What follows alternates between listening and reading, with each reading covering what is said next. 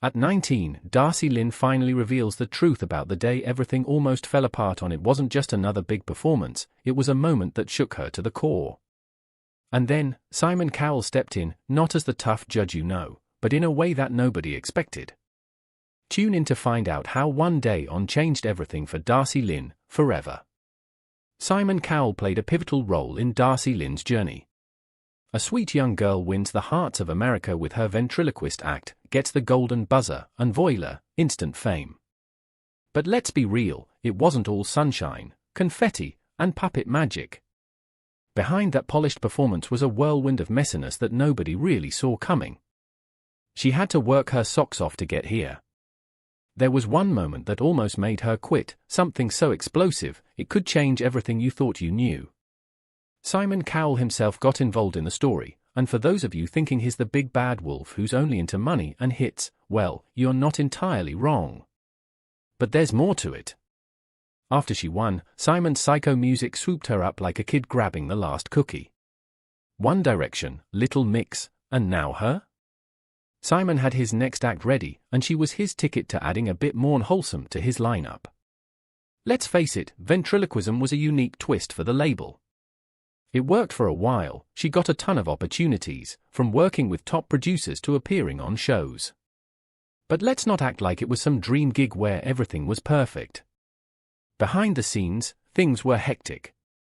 All the polished appearances, perfect pitches, and puppet tricks. It took a lot of behind-the-curtain chaos, a lot of people telling her how to stand, what to say, and even how to smile at the right moment. Let's talk about her big golden buzzer moment. It was iconic, no doubt. But that golden buzzer didn't come without some meticulously planned puppetry, every beat and note rehearsed a million times over until even she probably wanted to strangle her own puppet, metaphorically speaking, of course. While everyone else saw a girl effortlessly singing her heart out while her puppet sidekick did its thing, she was running through mental gymnastics just to make sure every move was executed flawlessly. All that just for a couple of seconds of glitter raining down on her head. She had to evolve, reinvent herself, and make sure she wasn't just another winner relegated to one of those "Where Are They Now?" YouTube compilations.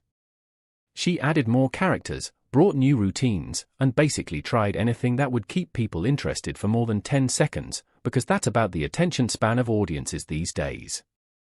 Darci stayed surprisingly down to earth.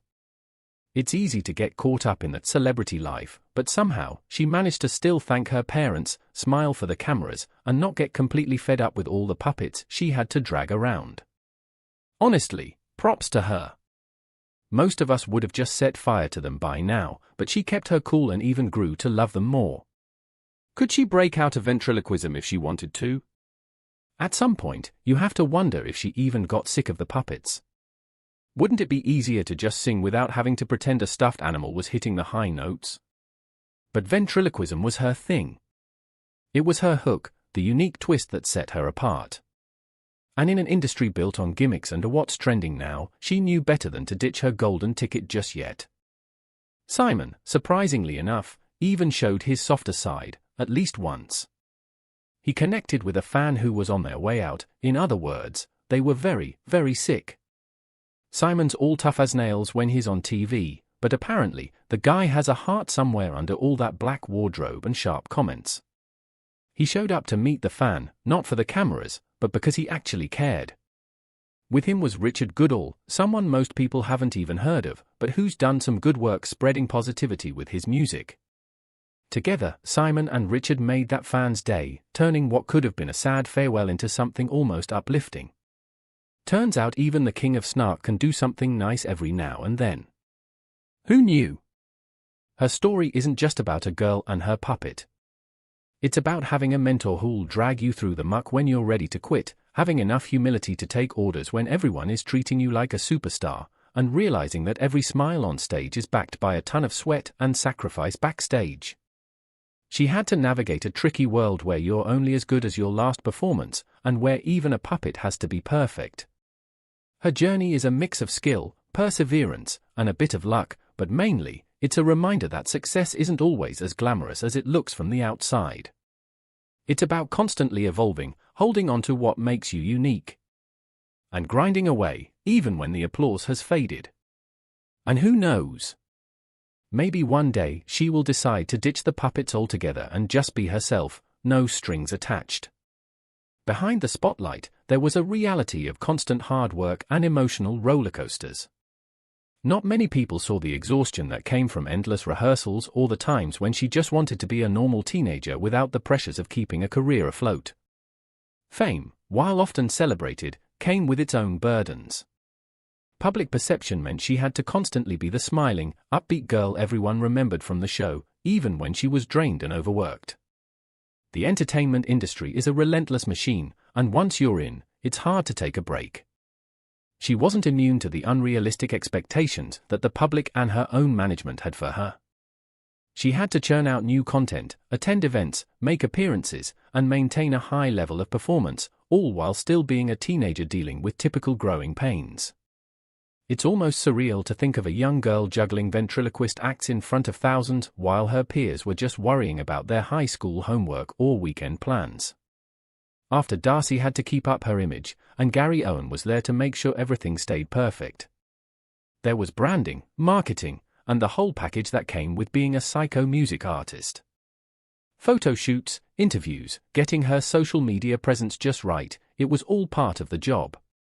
The kind of public scrutiny that most adults would struggle with was part of her daily life. Everything she did was carefully curated to maintain her image, and Gary Owen was always there, watching over her shoulder, making sure she didn't slip. He wasn't just a mentor in ventriloquism, he was her handler in many ways, making sure she was marketable, polished, and perfect. But amidst all the stress, she found ways to keep her sanity intact. Her family played a huge role in keeping her grounded. Unlike many young stars who end up isolated, she kept her close family ties. Her mom was always by her side, not just as a manager but as a supportive presence. Whenever things got too overwhelming, she found solace in her family, who always reminded her of who she was outside of the showbiz whirlwind. They gave her the strength to keep going, even when the grind seemed endless. Her puppets, while sometimes a burden, were also a comfort. Each character was a part of her, a little piece of her creativity that she could control in a world where not much else seemed to be within her grasp. The humor she injected into her puppet shows was also a way for her to cope. It allowed her to channel her emotions, the good, the bad, and the frustrating, into something productive. Those puppets became her allies in a world that often demanded too much from her. Her tours across the country weren't without their own set of challenges. Performing night after night, constantly traveling, living out of suitcases, it was exhausting.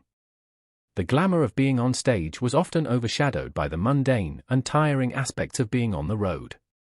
Hours spent rehearsing, the nerves before each show, the pressure to be perfect, it was all part of the package. But the applause, the laughter, and the smiles from her audience were what kept her going. For those moments on stage, it was all worth it. And then there was Gary. He was tough on her, no doubt about it. His standards were high, and he didn't tolerate mediocrity. He would push her until she got it right, sometimes even when she was on the brink of exhaustion. But she knew he wanted the best for her. He had been there from the beginning, believing in her potential even when she doubted herself. It was Gary's constant belief that kept her from giving up. He wasn't just her mentor, he was her rock, the person who always made sure she was giving her best. There were times, though, when she wondered if it was all worth it. Was the fame, the applause, the recognition enough to make up for the sacrifices she had to make? She missed out on so much of her teenage years, the sleepovers, the carefree weekends, the friendships that weren't built around her career. She had friends, but there was always a distance. They couldn't fully understand what her life was like, and she couldn't always join in on their normal activities.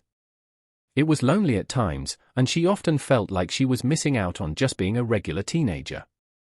But when she stepped on stage and saw the joy her performances brought to people, it all seemed worth it. Seeing the smiles on the faces of her audience, hearing the laughter as her puppets cracked jokes, feeling the energy of a crowd that was truly entertained, that was her reward. It was what kept her going through all the challenges. Those moments reminded her why she was doing this. It wasn't just for the fame or the money, it was for the connection she made with people, the joy she could bring into their lives. It's not just about being talented, it's about being willing to put in the work, to face the challenges head-on, and to keep going even when things get tough. It's about having the right people by your side, those who will push you when you need it and hold you up when you feel like falling. Her journey has been far from easy, and there were plenty of moments when she could have walked away. But she didn't. She stayed, she fought, and she continued to grow. Her evolution as an entertainer is still ongoing. She's still young, with a whole career ahead of her, and there's no telling where she'll end up. Whether she continues with ventriloquism or decides to branch out into something entirely new, one thing is certain, she will continue to captivate audiences with her talent, her dedication, and her ability to bring a little bit of magic into people's lives. And maybe, just maybe, one day she'll put down the puppets and step into the spotlight as just herself, no strings attached. Darci was only 12 when she won 12. Just a kid, really. The kind of kid most of us were when we were still figuring out if we liked chocolate milk better than regular or stressing over spelling tests. But not her, she was out there winning over millions, puppeteering her way to stardom. And it all happened at an age when most of us were trying to understand how not to be awkward at school dances. Now, at 19, she's finally spilling some of the beans about what that crazy, bizarre, and let's be honest, probably kinda exhausting ride was really like. Winning a huge show at 12 is basically like being handed a congratulations. Now please keep doing amazing things or everyone's going to be disappointed in you award. Talk about heavy stuff. Everyone expected her to just keep upping her game. Make new puppets, do more jokes, sing better songs, just casually keep being superhuman, while also being a kid. Every time she hit that stage, it was like she had to prove she still deserved to be there, that she hadn't lost whatever magic got her the trophy in the first place. It's a lot to take on, and a lot of grown-ups couldn't handle it, but there she was, smiling away for all of us. Fame wasn't easy. Darci had to juggle being a public figure and a regular kid, and it took a toll on her. Being famous means you don't get to do normal stuff. While most kids were busy worrying about who they'd sit with at lunch or what they'd wear to the school dance, she was probably jetting off to some big TV interview or rehearsal. No hanging out at the mall with friends or going to the school carnival. Instead, it's all about rehearsals, photo shoots, and making sure your puppet doesn't fall apart mid-show. Fame puts you in a bubble where you're kind of stuck between two worlds, the kid you're supposed to be and the celebrity everyone else thinks you are. And the biggest problem with that bubble? It's lonely. Because the people around you either don't get what you're going through, or they're just not there at all, busy with their normal lives. Growing up famous means having to learn to cope with all sorts of pressures that regular kids don't even have to think about. Imagine being 13 and wondering if you're already past your prime, or if your best days are behind you. Imagine trying to balance being a normal teenager with being a brand that people recognize. It's a recipe for burnout. For someone like her, staying sane probably meant taking a step back once in a while, focusing on things that weren't about winning awards or making headlines. It's a juggling act, that's for sure, trying to keep up with your mental health while also keeping up with public expectations. The shiny moments are what everyone remembers, the standing ovations, the big checks, the flashing lights, but what about all the parts that nobody sees? The anxiety, the self-doubt, the loneliness? Fame isn't some magic cure-all that makes life easy. In fact, it often makes everything harder. But despite all that, she's still here, figuring it out. And that's probably the most impressive thing about her, not the puppets, not the trophies, but the fact that she's managed to hold onto herself through it all. The real trick isn't making a puppet talk, it's making sure your own voice doesn't get lost in the process. That probably meant relying heavily on her family, because in a world where everyone sees you as an opportunity or an idol, the people who knew her before she was famous were the only ones who truly knew who she was. Her parents weren't just parents, they became managers, emotional anchors, and the people who kept her grounded when everything else felt like it was spinning out of control. Support systems, and the closest friends she had, that's a lot for any family to deal with. As much as they may have wanted her to succeed, they probably also wanted her to just be a kid sometimes. Striking that balance is incredibly difficult. Fame turns every family moment into a potential opportunity for branding. A family vacation? Suddenly, it's content for Instagram. A quiet dinner at home? It's interrupted by the need to rehearse for the next event. Fame isn't just about the individual, it pulls everyone around them into its orbit. Darci started to see fame for what it really was, not just an opportunity but also a burden. At 12, she might have seen as a chance to show off her skills and make people happy. By 19, she probably realized it was a lot more complicated than that. The industry has a way of chewing people up and spitting them out. It's all about what's new and exciting, and as soon as you stop being that, it moves on without you. Staying relevant is a full-time job. It means constantly reinventing yourself, constantly finding ways to stay in the public eye, and constantly battling the fear that maybe, just maybe, your moment has passed. That's a terrifying thought for anyone, let alone someone who's barely out of high school. She has managed to hold on to some sense of herself. She's had to navigate a world that's often unforgiving, where one mistake can be the thing everyone remembers about you. The fact that she's still performing, still finding joy in her craft, speaks volumes about her resilience. Many young stars fall apart under the weight of all these pressures. They turn to unhealthy coping mechanisms, fade into obscurity, or quit entirely. She, on the other hand, has chosen to keep going, to keep figuring it out. And that says a lot more about her than any trophy ever could. The challenge now is how to evolve without losing what made her special in the first place. It's a delicate balance, staying true to her roots while also proving that she's more than her past accomplishments. Fame has a way of making people think they know everything about you, but her real journey is just beginning. Whether she ends up taking her talents in a completely new direction or finding ways to innovate within her craft, what matters most is that she's doing it on her terms. She's spent years living up to everyone else's expectations, and now it's time for her to figure out what she wants. Was Simon Cowell a force for good in Darci's journey, or just another shrewd opportunist?